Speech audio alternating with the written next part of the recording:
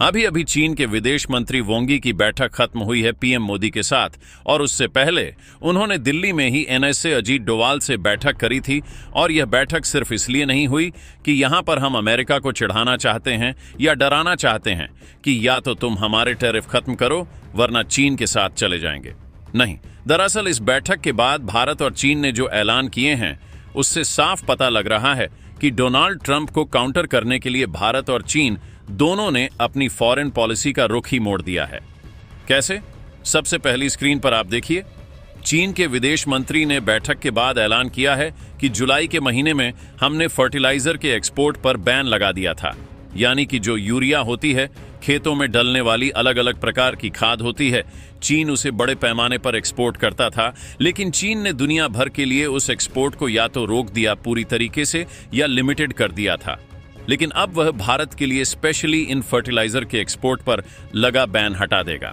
और यकीन मानिए यह भारतीय किसानों के लिए बहुत बड़ी खुशखबरी है, क्योंकि जो किसान हैं वह समझ रहे होंगे कि पिछले कई महीनों से यूरिया मिलने में उन्हें समस्या हो रही थी और इसके अलावा अन्य फर्टिलाइजर भी नहीं मिल रहे थे, और अगर मिल भी रहे थे तो उसके लिए बहुत भारी कीमत चुकानी पड़ रही थी।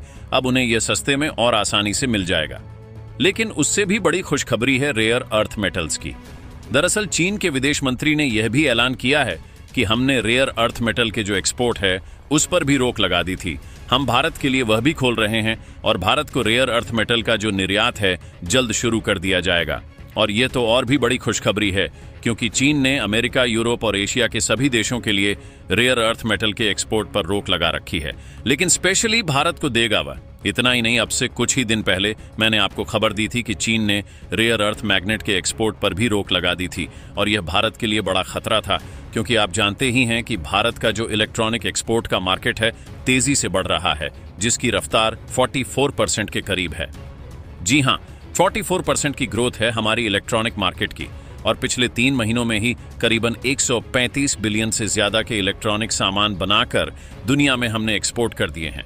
लेकिन चीन के रेयर अर्थ मैग्नेट के बैन के बाद इस पर खतरा था, क्योंकि जितने भी इलेक्ट्रॉनिक उपकरण हैं लगभग सभी में इस्तेमाल किया जाता है रेयर अर्थ मैग्नेट्स। लेकिन फाइनली स्पेशली भारत के लिए रेयर अर्थ मैग्नेट का जो एक्सपोर्ट है वो फिर से शुरू कर देगा चीन, और भारत को बिना किसी दिक्कत के अब रूप से सप्लाई मिलती रहेगी, रेयर अर्थ मेटल की भी और रेयर अर्थ यहां पर मैग्नेट की भी। और कई लोगों को अंदाजा नहीं होगा कि यह भारत के लिए कितनी बड़ी बात है।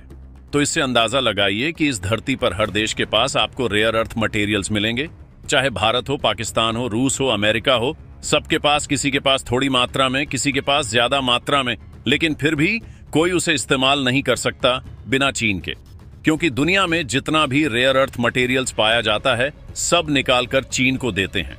चीन उसे कच्चे फॉर्म से प्रोसेस के जरिए रिफाइन करता है, और यह रिफाइनिंग का काम 90% तक चीन में ही होता है। यानी कि चाहे किसी भी देश में रेयर अर्थ मटेरियल्स निकले प्रोसेस, वो चीन में ही होगा, और कच्चे फॉर्म में आप उसका किसी भी तरीके से इस्तेमाल नहीं कर सकते।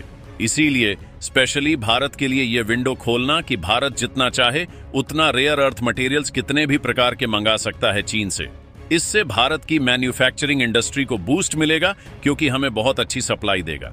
चीन तो हमें वह काफी सस्ता भी पड़ने वाला है, और हम इंटरनेशनल मार्केट में अपने इलेक्ट्रॉनिक उपकरण और सस्ती मात्रा में बेचकर ज्यादा से ज्यादा मार्केट कब्जा सकते हैं। इतना ही नहीं, एक और मामले में एग्रीमेंट हो रहा है, और वह है बॉर्डर विवाद। जी हां, दोनों देश अब जो बॉर्डर विवाद हैं उसे सुलझाने पर आ गए हैं, और बहुत ही जल्द इसको लेकर भी एग्रीमेंट हो सकते हैं, और दोनों देशों में इसको लेकर बातचीत शुरू कर दी जाएगी, क्योंकि दोनों देश बॉर्डर के कारण ही एक दूसरे के आमने सामने आए थे। इस विवाद को खत्म करने पर जोर दिया जाएगा।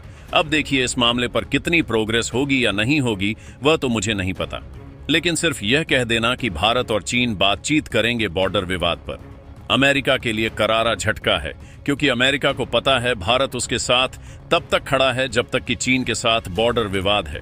अगर बॉर्डर विवाद सुलझ जाए, चीन अपनी हरकतों से बाज आ जाए और भारत की जमीन पर गंदी नजर ना रखें, तो भारत को ना तो अमेरिका की कोई जरूरत है और ना ही चीन से दुश्मनी की। इसके अलावा भारत ने यह बात छेड़कर अमेरिका को यह भी मैसेज दिया है कि अगर आप हमारे साथ सही व्यवहार नहीं करोगे और हमारे साथ अन्याय करोगे तो हमारे पास दूसरे ऑप्शन भी हैं। आपसे बेटर हम उन्हें एक्सप्लोर करेंगे और आपको छोड़कर उनके साथ करीबियां बढ़ाएंगे। यह ट्रंप और उनके पूरे एडमिनिस्ट्रेशन के लिए एक करारे तमाचे जैसा है। दोस्तों, इस पर अपनी राय कमेंट बॉक्स में जरूर बताएं। इसी तरह की और भी जानकारी के लिए हमारे चैनल को सब्सक्राइब जरूर करें। जय हिंद, जय भारत।